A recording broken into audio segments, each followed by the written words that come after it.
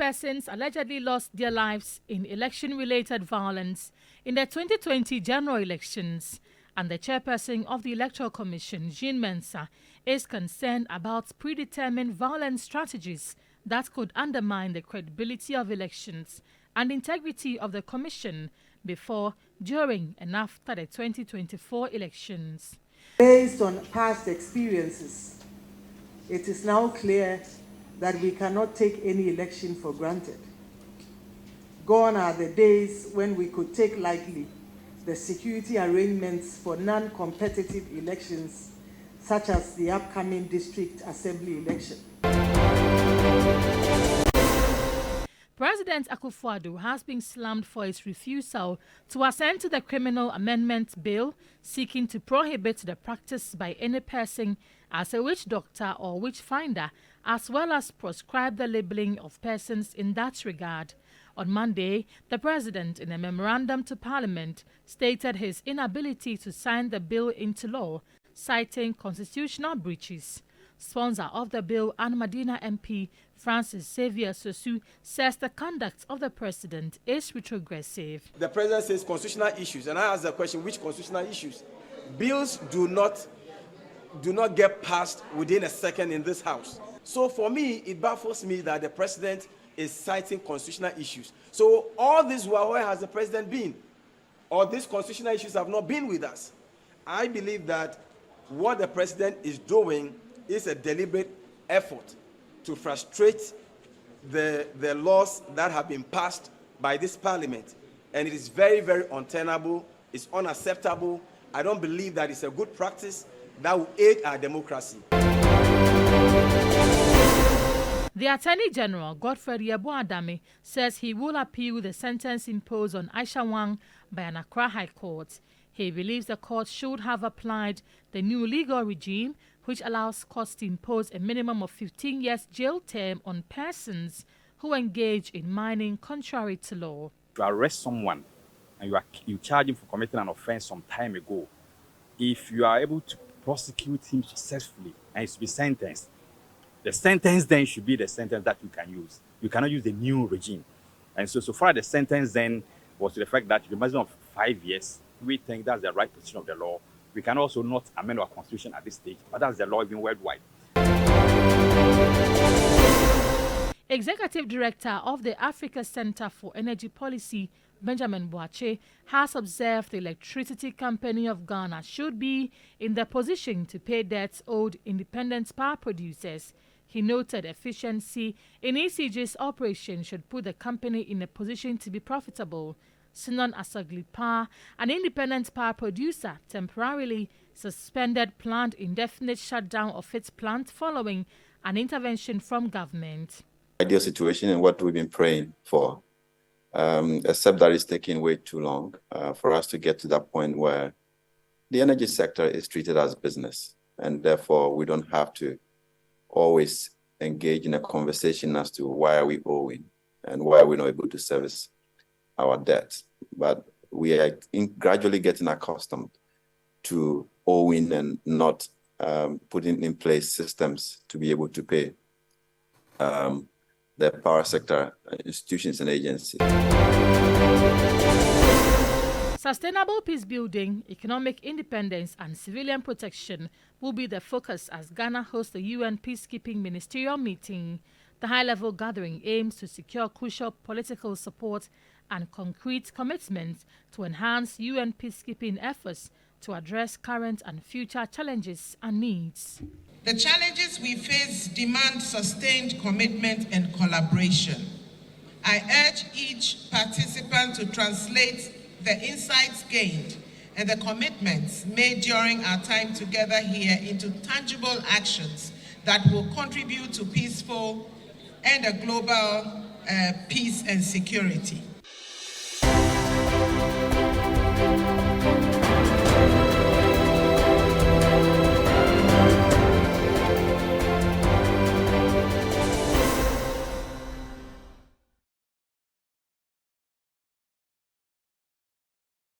Oh, there's more news on 3news.com. Make some time and visit 3news.com. This is Ghana Tonight. Now, take a look at this. Yeah, they said it's favorable to Ghana and surpasses those of other lithium leases around the world. Well, maybe leases, but there are all kinds of lithium extraction formats. Well, so you disagree with the Minister of Lands and Natural Resources and the President making the point that this deal is the best deal for Ghana? It's not the best. You know, it's like percentages. What's the base figure? You know, if you're from some super miserable formulation to this, then you will say that's the best Ghana has had. Yeah, maybe it is, but it's not the best Ghana could have had. We're going to have more of this on Ghana Tonight. I have that exclusive interview with the former Chief Justice Sophia Akufo, the full length of it, speaking about this lithium deal and why she makes that strong point that in the current form in which the deal is in, it's not in the absolute best interest of Ghana or Ghanaians. Stay with us. We're going to get into it here on Ghana Tonight. But coming up next, the Office of the Attorney General has taken a detour to appeal against the custodial sentence handed Galamsey Queen Aisha Wan on the basis that she ought to have been punished on the new mining law. And we're going to tell you more on this because it comes at a very, very, very interesting moment where, if you recall, yesterday when the High Court ruled on this matter, the Deputy Attorney General, Fetcha Yeboah, had said yesterday that the Attorney General's office agrees with the court for applying the old law in sentencing Aisha Wan to 4 years and 6 months and 48,000 cedis. Take a look. Arrest someone and you charge him for committing an offense some time ago. If you are able to prosecute him successfully and he's to be sentenced, the sentence then should be the sentence that you can use. You cannot use the new regime. And so far the sentence then was to the fact that the maximum of 5 years, we think that's the right position of the law. We can also not amend our constitution at this stage, but that's the law even worldwide. At the time you commit the offense, the punishment there is what you are supposed to be given when you are convicted for that offense. We are aware of it. That's why we came to court, and we knew that the maximum that we could get would be 5 years. That's Fetcha Yeboah yesterday, agreeing with the position of the judge on this matter, relying on the old law that gave the maximum sentence of 4 years and 6 months to Aisha Wan. There appears to be some thinking after the Attorney General and the Deputy went to sleep last night. They woke up with a reviewed understanding and a position on this matter. Well, today, this morning, the Attorney General issued a press statement. The details of it had about 12 points. The 11th point in there is that the Attorney General intends to appeal this 4 years, 6 months ruling or the jail term slapped on Aisha Wan. Take a look at this. This is the portion of that statement from the Attorney General earlier today. It says, while applauding the efficiency of the justice delivery system witnessed in the trial of Aisha Wan, the Attorney General will, however, test the soundness of that decision of the trial court to punish Aisha Wan, the accused person, under Act 900. Now, take note, Act 900 is the old law that the judge relied on, by filing an appeal at the Court of Appeal against the sentence in order to ensure that the new sentencing regime imposed by Act 995, which is the new law, is applied to the accused person, that's Aisha Wan. It begs the question. That's why the Deputy Attorney General yesterday thought that was the right thing for the judge to have done. This is the latest position by the Attorney General on this matter, that they want Aisha Wan to be tried on the details of the new law. And what does the new law say in terms of the jail term? Because the old law, maximum jail term is 5 years. That's what happened to Aisha Wan. But take a look at this. This is what the new law 995, Act 995, details when it comes to the number of years that you can be in prison. It says a person who buys or sells minerals without a license in accordance with Section 682, 97 or 104 or a valid authority granted under this act or any other enactment commits an offense and is liable on summary conviction to a fine of not less than 10,000 penalty units and not more than 15,000 penalty units, and to a term of imprisonment of not less than 15 years. So take note, 15 years and not more than 25 years. So 15 to 25 years. And this is one of the offenses that Aisha Wang was found guilty of. So that is if the court admits to the appeal by the Attorney General to have Aisha Wang tried under this new Act 995, we're looking at 15 to 25 years jail term for Aisha Wang if she is found guilty under this new law, as against the 4.5 years. Now, yesterday, we had a lawyer who vehemently opposed this decision to rely on the old law, and experienced lawyer Sheila Minka Premo, joining us, senior lawyers, joining us again tonight. Thank you so much, madam, for joining us here on Ghana Tonight. Yesterday, you were very consistent and strong on your position that the reliance on the old law was wrong. It was inconsistent.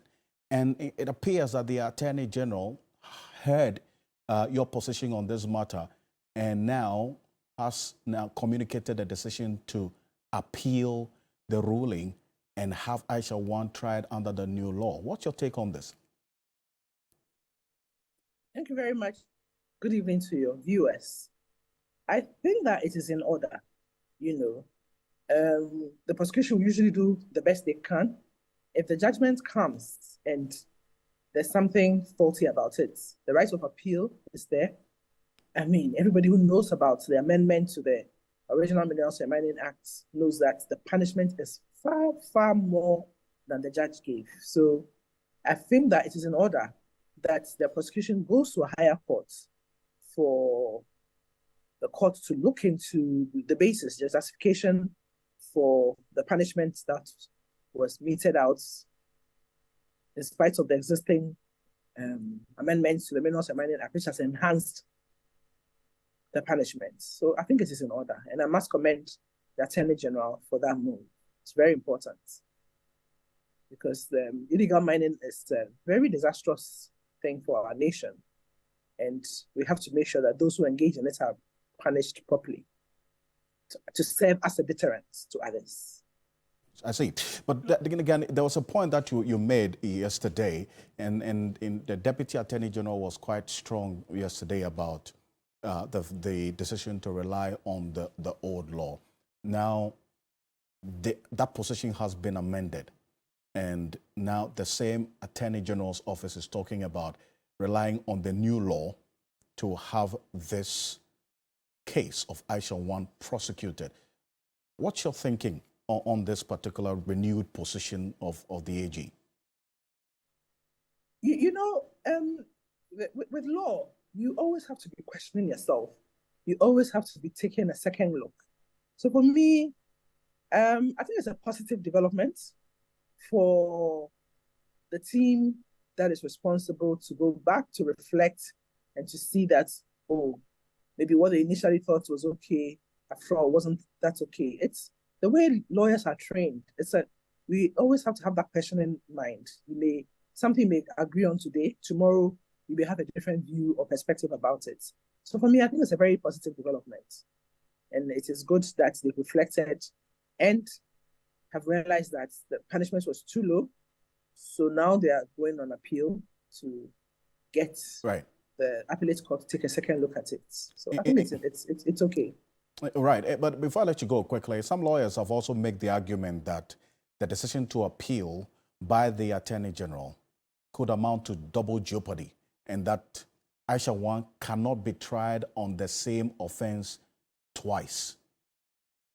Is this consistent with your position or understanding of this double jeopardy and how it applies in this particular case?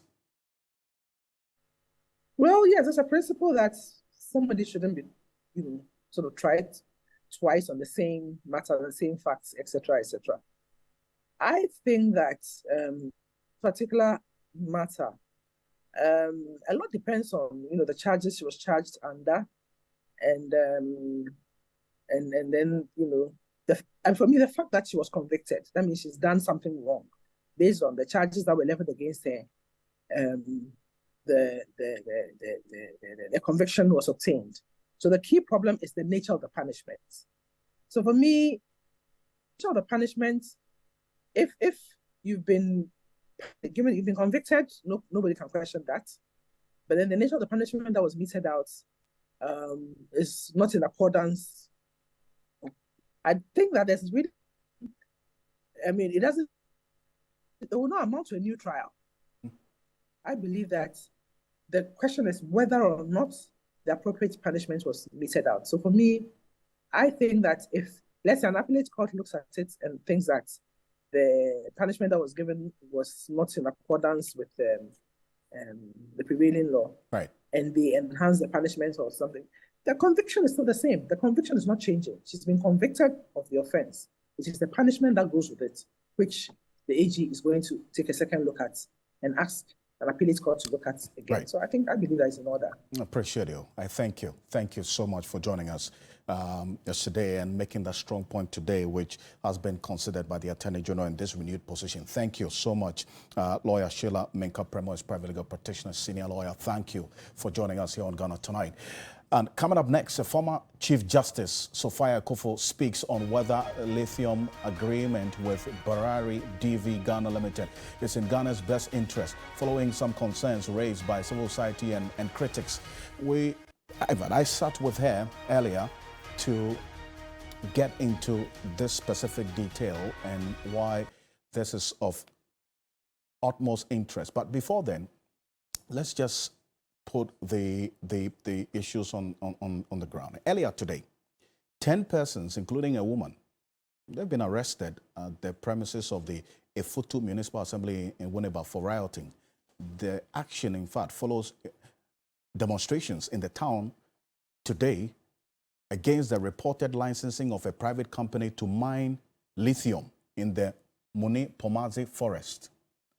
Now, Kofi Annan was one of the organizers of the demonstration, and this is what the demonstrators you just saw not too long ago, indicating the specific concerns that they have and the reason why they hit the streets earlier today.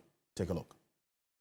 We, the people of Winneba, by this demonstration and its attendant petition, are registering our disgust and protest against the granting of lease, permits, or any form of concession to the Green Metal Resources Limited or to any other company for the purposes of mining in or anywhere near the Winneba Abattoir grounds or any part of the globally protected and recognized Winneba Pomazi Ramsey site and any part of Muni Lagoon which are shared between the people of Efutu and Gomoa traditional areas. Therefore, add our voice to our two traditional authorities that any person or group of persons or company that would fail to stay away from their abattoir hunting grounds would face perpetual and unending consequences. Well, so those are the residents there and the indigenous of Efutu on the streets earlier today. In response to this demonstration, Alexander Afenyo-Markin, who is a member of parliament for the Efutu constituency, is also a deputy majority leader, says it is not true that the forest in question has been given out for mining of lithium. He spoke to the press in parliament earlier today, and take note of a number of things because we're going to get into some detail that we have discovered that some of the things that Afenyo-Markin said is not consistent with the facts even on the website of the Minerals Commission itself. Take a look. The NDC in my constituency has come out with a serious allegation to the effect that government officials, including my office, sat on concern and got the sacred forest of Efutu where we go for deer hunting. The place has been sold for the mining of lithium. I simply want to say that this allegation is false, it's never true, and in fact the Minerals Commission 2 years ago issued a statement to the effect that such an application has not even been received by them, let alone approving for a company to mine lithium in that sacred forest where we hunt for deer during our Boatry festival. So I just want to set the record straight, put it on record, that there is no such thing. I would want, therefore, to urge my colleagues in the NDC to focus on the real challenges facing our people so that we engage on issues rather than polluting the minds of people, misinforming and lying. So that's Alexander Fenyomaki. He said three things about these people who demonstrated today and those who are raising these concerns are NDC folks. That's the first one. But we know, in fact, we've been following this quite closely over the last 3 weeks. The chiefs of the area, the traditional leaders, have also expressed their concern about this. They are not NDC people. They are chiefs in the area. And they actually spoke to the press just last week about this same issue. Take a look. We are here this morning in regard of our land, which has been given to a company without consent of the three paramount chiefs. Nananum will never agree on that area because the said area is the shrine.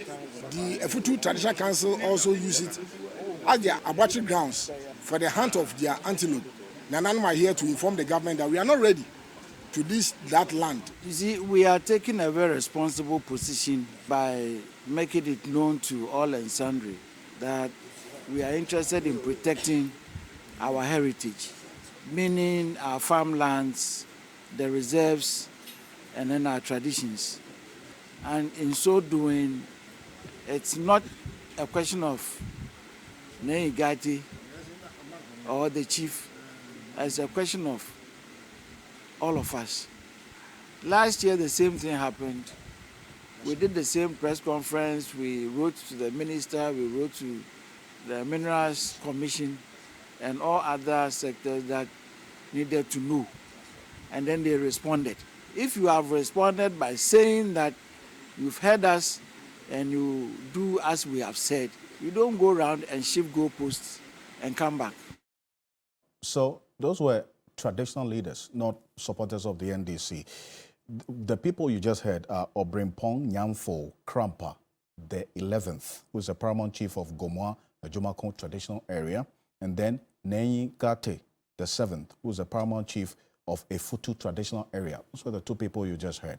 Now, Alexander Fenyomaki also makes the claim that the Minerals Commission said it did not receive any application for the license from the company in question and makes reference to the Minerals Commission 2022 letter. But if you have a careful reading of the letter, it says otherwise. Now, the letter, the company applied for the license, except the Minerals Commission did not recommend it to be granted the license. So take a look at this. These are excerpts from the Minerals Commission's letter. It says in 2022, Green Metals Resource Limited did apply for a mineral right in the area, but the commission has not recommended the grant of any mineral right, contrary to that position espoused by Alexander Fenyomaki. So that's the second one. This is in the Minerals Commission's letter. It's public information you can find on their website. The third one, he also says that no company has been granted license to mine in the area. But if you do a quick search on the Minerals Commission's own website, which you're seeing on the screen shortly, it shows that the company, this Green Minerals, that's Green Metal Resources Limited, has been granted a license just a few weeks ago. We're going to expand it for you. Now, it indicates that, and this is what is highlighted in blue, the active license that has been given to this company was granted on the 9th of November 2023. And the expiration date for this license is the 8th of November 2026. And the region, central region, district, Bewazi, all captured in there. If you go on the Minerals Commission's website, the Ghana Mining Repository, you will find this information.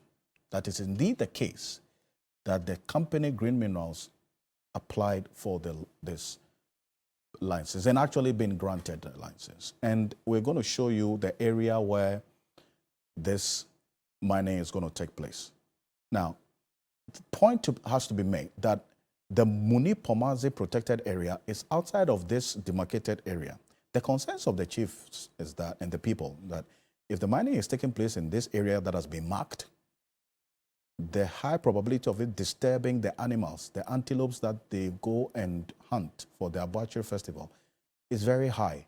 And so that is the impact that they are concerned about. And if you see the line there, it crosses some river bodies as well in the area. And we know how we're battling with the impact of the pollution of our water bodies as a result of mining.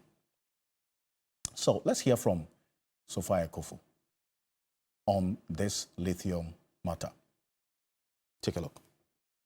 Thank you very much for agreeing to talk to us here on TV3 Ghana Tonight. So one of the major considerations in every engagement for mining is consultation. I mean, we've had the chiefs in the Winneba area come to address the press that they weren't consulted even before the finance minister announced this lithium mining in Parliament in the budget. Has the process integrity really been exhibited in this lithium deal since the beginning?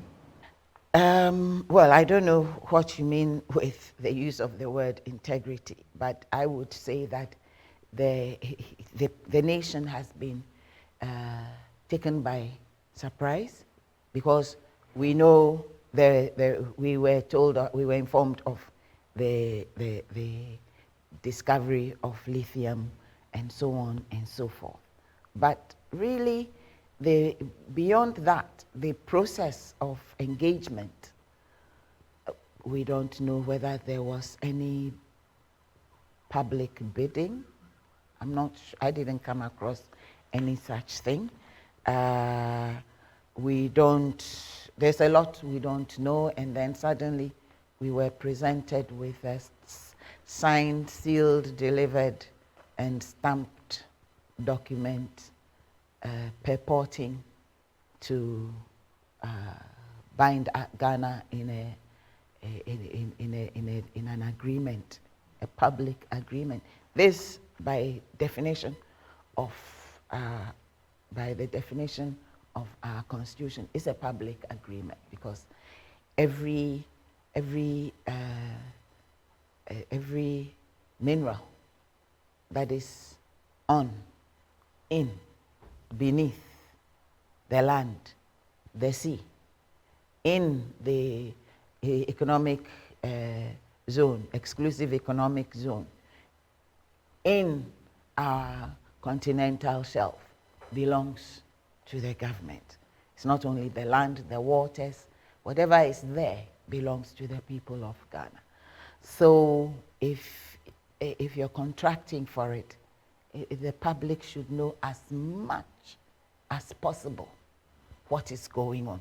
So in terms of, I normally, integrity means that there has to be something transparent. Yes, there should have been process integrity. The best practices should have been. Before this, the community engagements should have taken place. The social and public engagements, stakeholder engagements should have taken place. Maybe they define stakeholder in a different sort of way, but there are certain best practices that need to be followed, so that by the time you're signing the agreement, even certainly the member of parliament in that area must know the terms of it. And the people who matter must know the terms of what's contained here, not what you will tell them verbally. Yes, information to the public. we can participate and we can appreciate only if there is sufficient information upfront, not ex post facto. Well, so you agree with not just civil society, but the larger Ghanaian populace, members of parliament, and even the chiefs and people in these areas that the lithium hub has been discovered, that there's very little transparency and little information about this lithium deal and the engagement that government has been having with the company in question, and then also other interests so far? I think so. Yes, I believe so.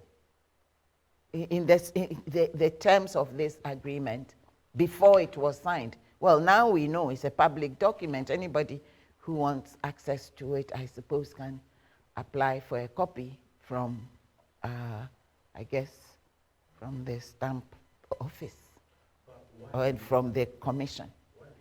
And we've seen it exhibited a number of times, that government has this penchant of hiding things from the people in order to pursue its own selfish interests. And then after everything is said and done, they tell the people what they think the people should know. Is that what's happening? Why are you asking me? Nobody came to reveal anything.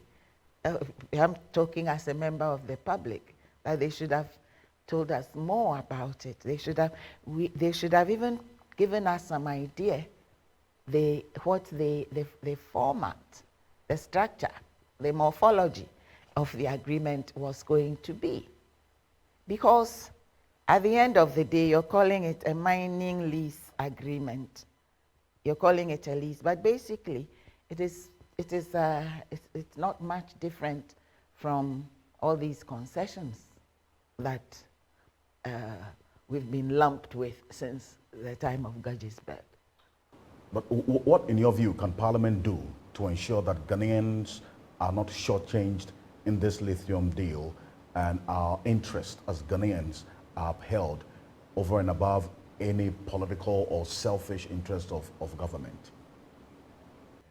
But who's the government? It should have been to the advantage of the people of Ghana, isn't it? Yes. There is that penchant, and part of it is even because of the system, the governance system, and unfortunately, which seems to have been encouraging silos.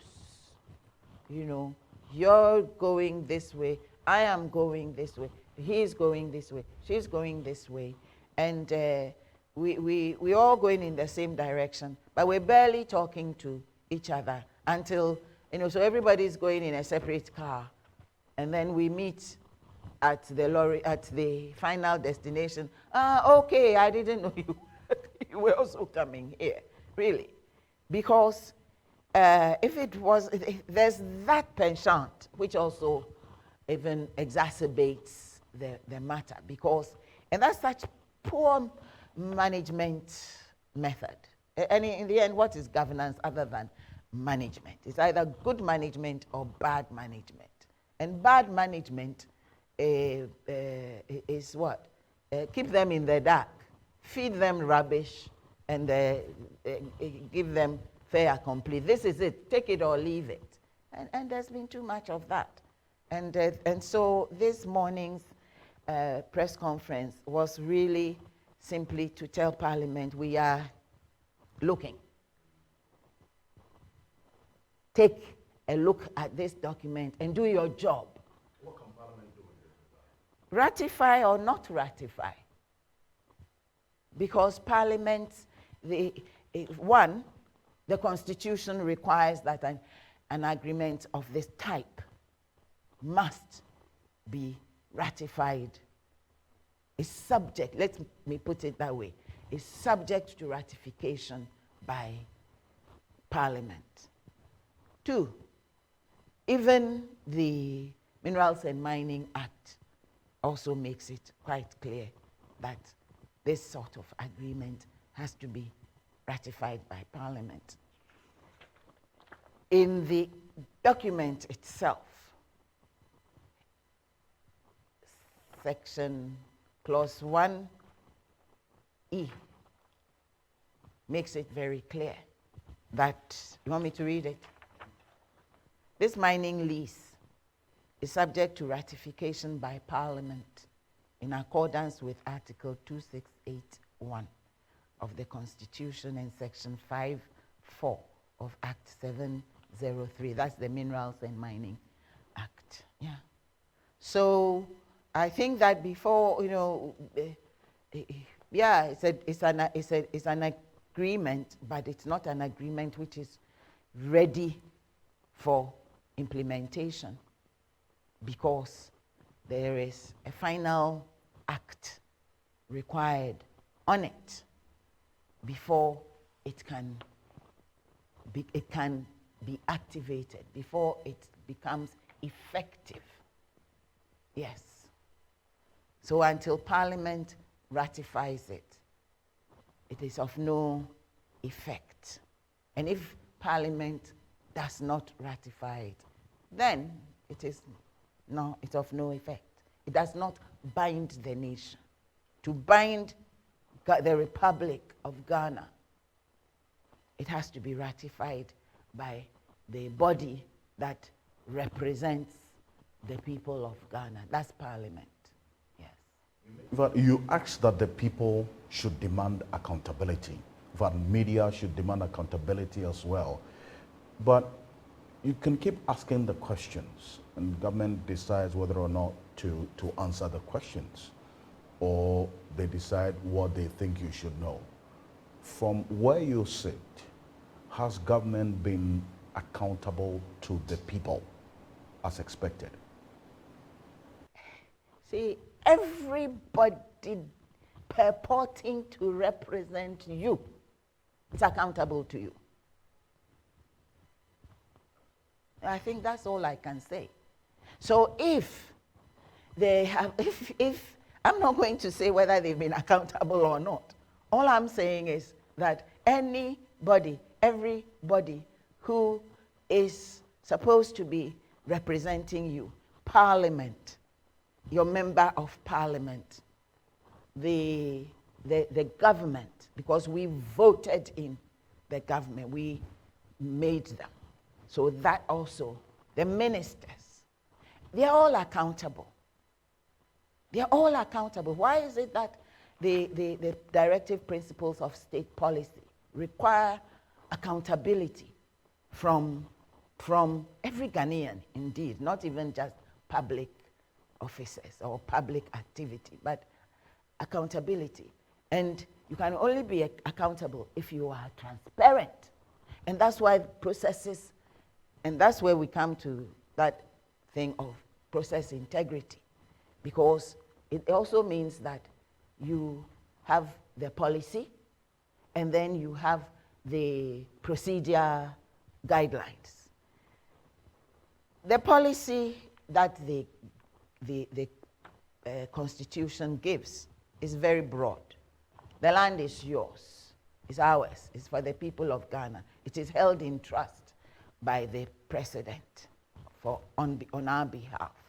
Okay, now whenever the word trust comes up, what does it mean? It also connotes accountability.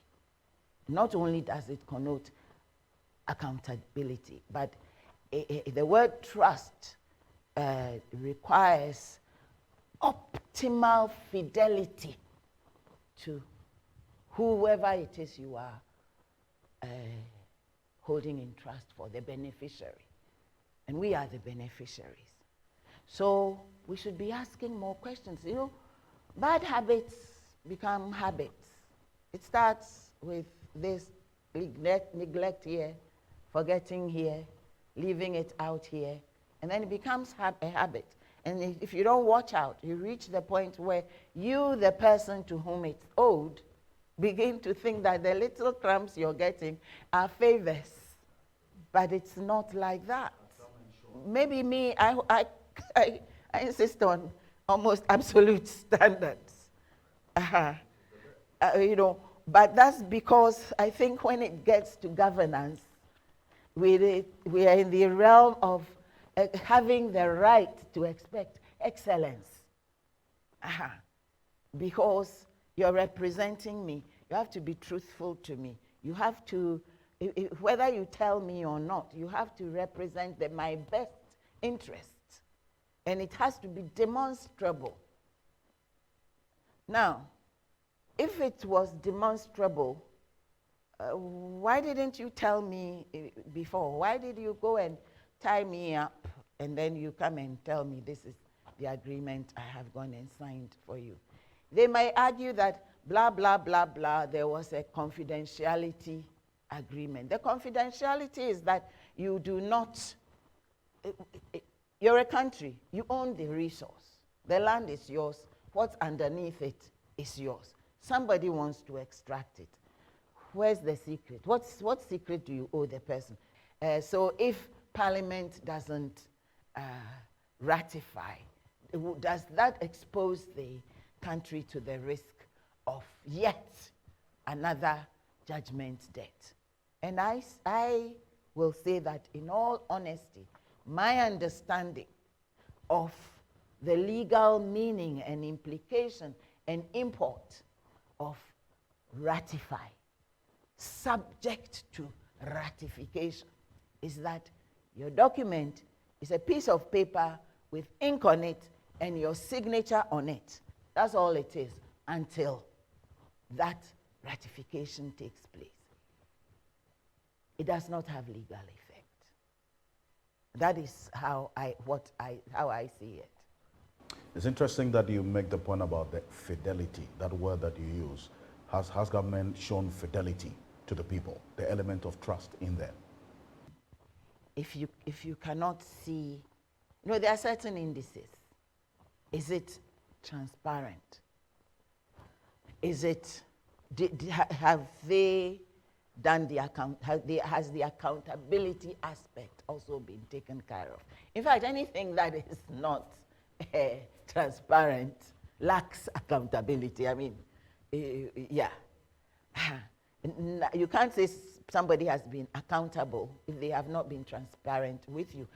Because how would you know that this person holding this thing for me has been accountable when the person has not even talked to me about the scope and magnitude of what they are holding for me? So, yes, and then that is corruption, because corruption means process was not due. The due process, the thing lacks transparency, there's opacity, there is, the person has not positioned themselves properly to be able to fully account to you. Yes. And you cannot rule out, as some have suggested, the selfish interest of the few at the expense of the larger Ghanaian people, that the people who might probably be leading these engagements and the deals for this lithium mining are also, based on some civil society organizations' suspicion, pursuing their own selfish interest.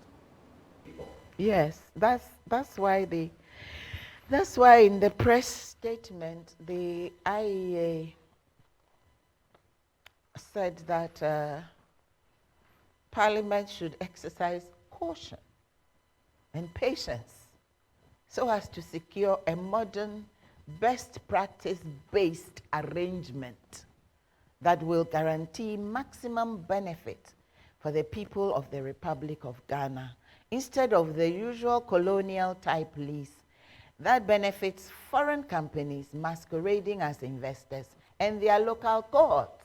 Well, cohorts, you can read everything into cohorts as you want. Yes, people are, undue benefits must be floating around somewhere. That's why somebody will find this a perfect, wonderful, what did they say? It's the best. Yes, that's what they Yeah, they said it's favorable to Ghana and surpasses those of other lithium leases around the world. Well, maybe leases, but there are all kinds of lithium extraction formats which are much better. Lease is not necessarily the best methodology. There are so many other methodologies. There's joint venture. There's service contract. Of even the service contracts of many, many, many, many, many different permutations. If you like, I can later on send you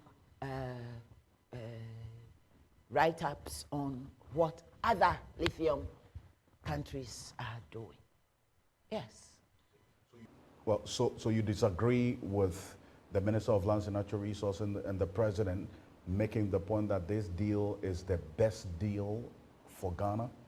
It's not the best. You know, it's like percentages. What's the base figure?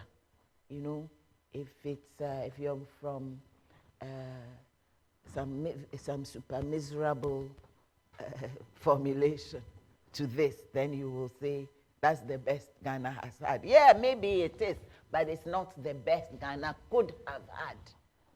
It's relative, isn't it? Yes. And I always say that pretty good is not good enough for Ghana. The best, optimal, excellent. That's what Ghana deserves. Well, finally, before we go, there's a quote from Paul Kagame, the president of Rwanda, that you reference a number of times. I want us to read that and how that describes the situation that we're faced with in Ghana. President Kagame said, if the owners of natural resources go around begging, then you should know there's something wrong with their minds. Don't ask me what he means. Go and ask Paul Kagame. But there's something wrong. I would easily stop at wrong. There's everything wrong with it. Because why should you? You have so much. I mean, here we went pathetically to IMF the 17th time. And well, so that's Sophia Kofo there, and giving details of exactly why she's, together with the IEA, that strong position about the lithium deal in its current form, they say, has to be looked at again. Now, there's going to be more of this tomorrow morning on New Day. But coming up next on Ghana Tonight, right after this quick break, a key independent power producer has pulled out the brakes on temporarily shutting down its power plant based on promises by government to pay the debt it owed. But how do we deal with this? We'll be back shortly after this quick break. Stay with us.